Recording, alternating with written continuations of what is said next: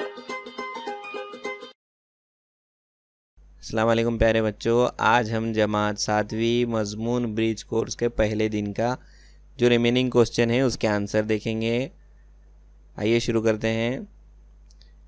برج course کے پہلے دن میں غور کیجئے، اس میں پہلا سوال ہے، انسان کو گروہ میں رہنے کی ضرورت کیوں محسوس ہوئی؟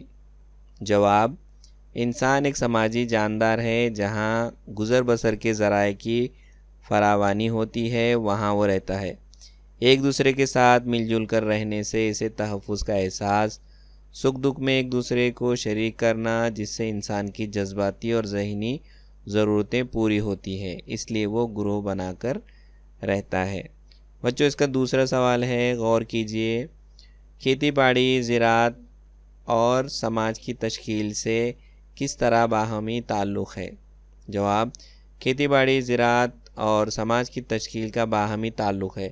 کھیتی باڑی اور زراعت ایک دوسرے پر منحصر ہیں، ایک دوسرے کے مشکلات اور مسائل کو حل کرنے کے لیے باہمی لین دین، تعاون کی ضرورت ہوتی ہے، جس سے بہتر سماج کی تشکیل ہوتی ہے۔